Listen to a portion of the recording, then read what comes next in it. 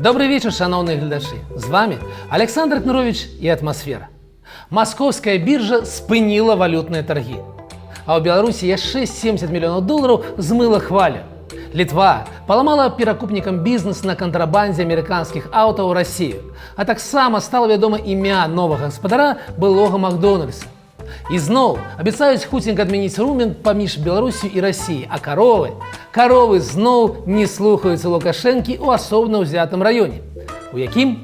Пагаворым пра гэта ў сённяшнім выпуску, а таксама пра тое, як беларускія футбалісты здолелі прайграць 0-8 у суме двух таварыскіх матчаў.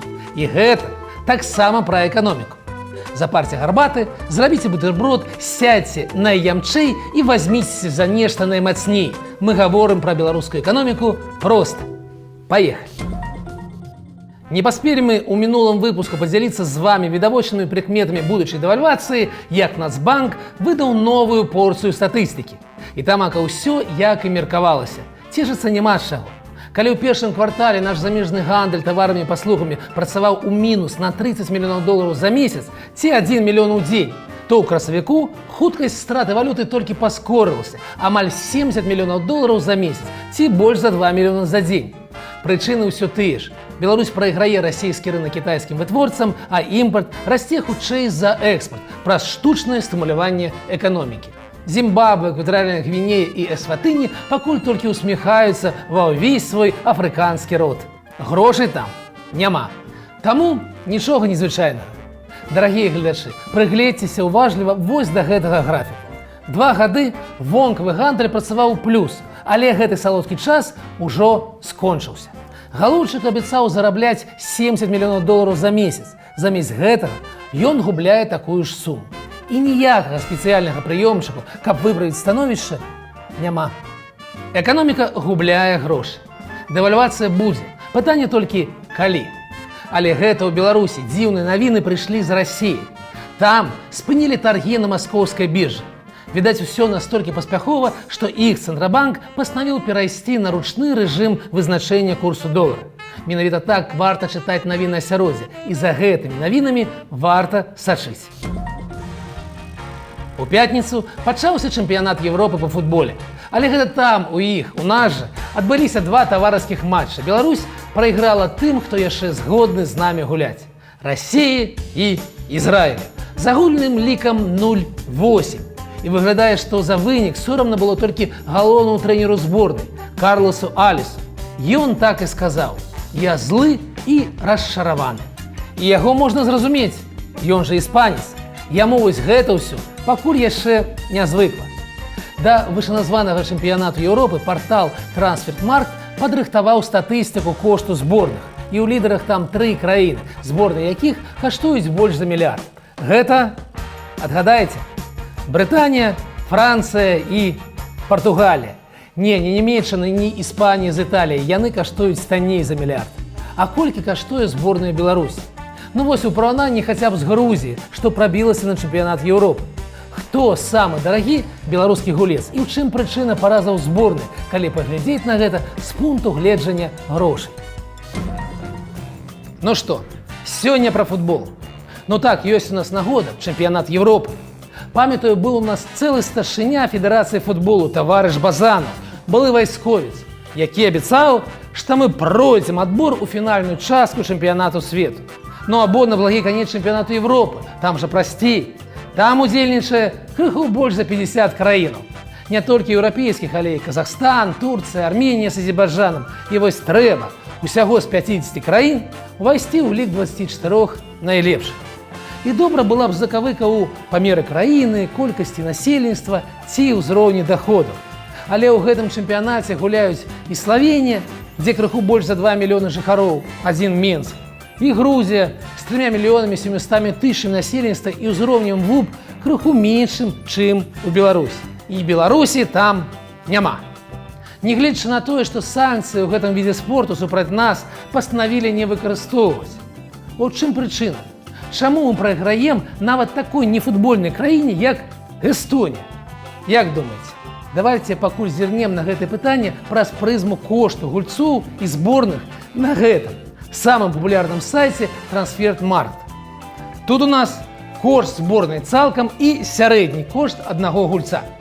Бывае так, што ёсць некая адная суперзорка, якая каштуе шмат, а астатняя каманда не цягне, але так ўсё ж бывае рэдка. Дык вось, хто нас цікавіць у гэтым рэйтынгу? Гіганты гэта добра, але давайце паглядзім на нешта больш-менш набліжанае да Беларусі.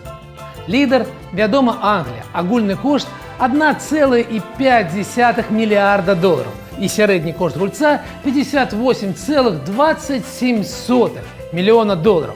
Як сярэдні беларускі завод. Ну, гэта ж космас, зірнем няжы. Ну вось, Украіна. 11-е месца ў рэйтынгу. Агульны кошт 38 мільёнаў долараў. Пры сярэднім кошце гульца 14 з чымсьці мільёнаў. Побач зборная Харватыі, там усяго 4,5 мільёны насельніцтва і ўзровень жыцця крыху вышэйшы, чым Беларусі. І там, ну, Модрыча вы ведаеце. Дык там уся зборная такіх. Другое месца на чэмпіянаце свету, памятаеце, 328 мільёнаў еўра і 12,6 за аднаго гульца. Хто нам яшчэ цікавы? Польша 18, не вельмі паспяховая, 210,3 мільёны і 8,09 за футбольную галаву. Ну і тая ж Грузія, 161 мільён і крыху больш за 6 мільёнаў. Яна на 22-м месцы. І Славенія 25-м пасля Расіі, з якой ніхто гуляць не хоча. У Славенії 142 мільёны. Ну а дзе ж Беларусь?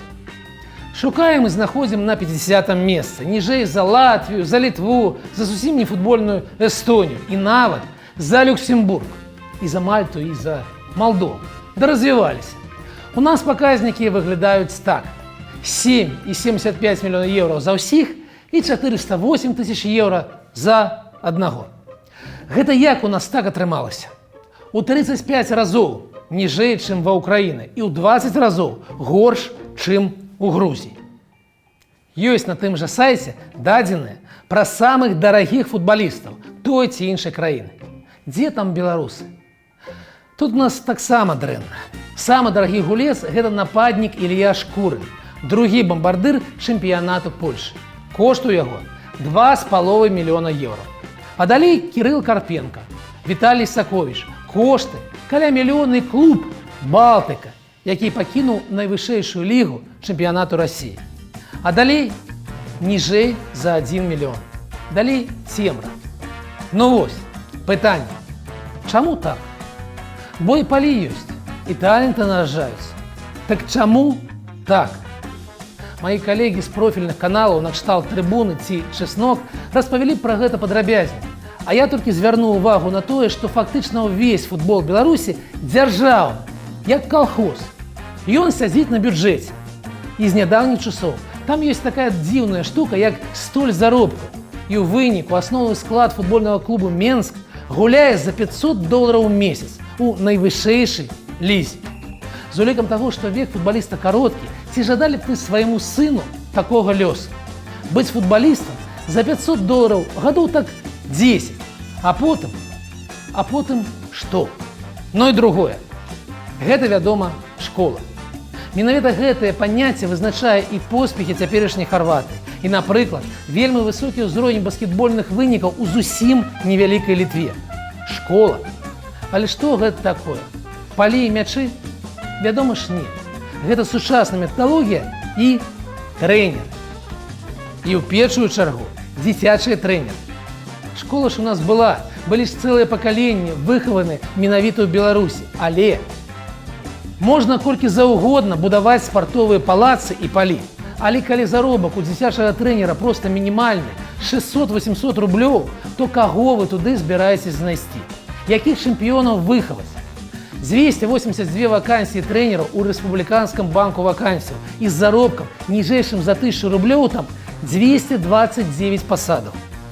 Не будзе ў нас камандных відаў спорту. Індывідуальныя тэніс, біатлон, фрыстайл яны могуць быць, але пра камандныя можна проста забыцца. Зусім. Вернемся да навіны. А ў Клайпедскім порце, пагадзіцеся, гучыць як зачын песні. А ў Клайпедскім порце відавочна адбылося нешта недобра. І сапраўды, Літва змяніла правіла вывозу з сваёй тэрыторыі адносна свежых аўтамабіляў. Цяпер трэба пацвярджаць не толькі законнасць угоды, але і даказваць, што аўтамабіль не проста не прызначаны для продажу ў Расіі. Трэба будзе цягам 40 дзён падаць сведчанне, размытнення дзе заўгодна, але толькі не ў Расіі. Вынік? Сотні аўтамабіляў затрымаліся ў порце. Перавознікі сумуюць, кантрабандысты ў слязах. Канал пастаўкі ў Расію падсанкцыённых аўтамабіляў праз тэрыторыю Беларусі зачынены. Тым часам Беларуская аўтамабільная асацыяцыя паведаміла, што белы рынок новых аўтамабіляў фактычна аднавіўся. За першыя 5 месяцаў прададзены 16 000 штук, што ўсё яшчэ заўважна менш, чым у рэкордным 2019 годзе, але больш, чым у 2017. Тады за год зрэалізавалі 34 000. Праўда, тады яны былі пераважна еўрапейцы да японцы, цяпер кітайцы больш за 80%. Камбэй, таварышы, за беларуска-кітайскае сяброўства. І яшчэ крыху навінаў. Новым уласнікам былога беларускага Макдональдсу стаўся спадар Алексей Саўчук, прадпрымальнік з малочнай галіны. Малочныя горкі, пазнавальны брэнд, і гэта яго. Ці будзе праект Макбай паспяховым? Ну, хто дажыве, той паглядзіць. Пакуль варта адзначыць, што дырэктарка рэстараннага холдынгу Вікторыя Данько захавала сваю долю 10% у гэтым бізнесе. А гэта значыць, што, магчыма, угода была ўсё ж дружалюбнай, хоць і выглядала як нацыяналізацыя. Чыноўнікі надумаліся крыху падкруціць рынак агрэгатараў таксі на сваю карысць. У эфіры СТВ такую ідэю агучыла прадстаўніца профільнай асацыяцыі перавознікаў, таварыш Кацярына Станкевіч. Так і сказала: «Што гэта такое? Яндекс Таксі атрымлівае чвэрць кошту ўсіх перавозак. Гэта ж такія грошы. Давайце створым нацыянальнага аператара». Не думаю, што іх гэта атрымаецца. Па-першае, усе ідэі чыноўнікаў зарабіць вось такія грошы заканчваюцца мільярднымі праваламі. А па-другое, надта ж моцная кампанія Яндекс, яна проста так не дасць сябе ў крыўду. Роумінг паміж Расіяй і Беларусію адменяць? Ну, годзе смяяцца. Пасол Крутой заявіў, што цяпер ужо сапраўды да Новага года ўсё зробяць. Ну, калі пасол сказаў, трэба верыць. А як жа? Ён жа хлусіць не будзе, правда? Таму адменяць. Да Новага года. Чакаем. І наша сталая рубрика Качанова. На гэты раз ганаровае званне Качанова тыдня накіроўваецца ў Петрыкаў, мясцовай пракуратуры. Там, у вялікім белым, вельмі прыгожым будынку прайшла нарада пад кіраўніцтвам намесніка пракурора Гомельскай вобласці. Нараду прысвяцілі, вядома ж, барацьбе са злачыннасцю, карупцыяй, а як жа? І абмяркоўвалі паморак буйной рагатай жывёлы – карову. Памятаеце, наш галоўны каравазнаўца вясной патрабаваў хоць нешта зрабіць з гэтую праблемаю. А то ж за год больш за 120 000 смерцяў. Ну вось, зрабілі. Летась за 5 месяцаў у раёне палеглі без прычыны 582 цялушкі, а сёлета ўжо 695 галоваў. Рост амаль на 20%, но малойцы ж могуць. Асабліва вызначыліся ў калгасе запаветы Ільча. Там паморак вырас у 2 разы. Да новых, так бы мовіць, вяршыняў імкнуцца жывёлаводы. А калі сур'ёзна, страшна счытаць. Сабраліся ў афіцыйнай зале куча мужчынаў, жанчын і ў працоўны час абмяркоўваюць, што мруць каровы, напрыклад, ад адсутнасці агароджаў. І там нейкія дзікія жывёліны дзяржаўных цялушах заражаюць. І ўсё ў гэтым стылі. Ну вось хто ім скажа, што калі за 30 гадоў такі спосаб барацьбы, што з карупцыяй, што з каровім паморкам, не дапамог, то і 31-м чакаць пераменаў не выпадае. І што вясковец сапраўды лепш начальства ведае, што яму з каровай рабіць. І што калі пракурору даводзіцца яму расказваць, з якога боку падысці да гэтай самай каровы, то нешта тут дакладна не тое. Калі пракурор у каровах разбіраецца, а калгаснік чамусьці не. Слухайце, а можа іх проста месцамі памяняць? Ну, дакладна, трэба тэрмінова тэлефанаваць. Алё? Гэта Петрыкаў? Алё? Карпенка, чыноўнік, які заняў месца Ярмошыны, цяперашні кіраўнік ЦВК, схадзіў да Лукашэнкі. І яны абмяркоўвалі выбары. Гэта дзіўна, але абмяркоўвалі яны не толькі прэзідэнцкую кампанію 25-го года, але і вынікі выбараў у каардынацыйную раду. Слухаючы іх, я лавіў узровень іхнага страху перад сумленнымі выбарамі і думаў, што ўсё было недарэмна, што 6723 асобы, якія не спалохаліся пагаласаваць, уразілі. Атрымалася добра, атрымалася слушна, але гэта ўжо рэч мінулая. Што ж да самой кампаніі 25-го, то да гэтага мерапрыемства, якое ніяк немагчыма назваць выбарамі, засталося не больш за год, а магчыма 9 месяцаў. Мы ўжо імі выбарамі цяжарныя. І калі не прыляціць які-небудзь чорны лебедзь, мы ўбачым тое, што бачылі гэтую вясною ў Расіі.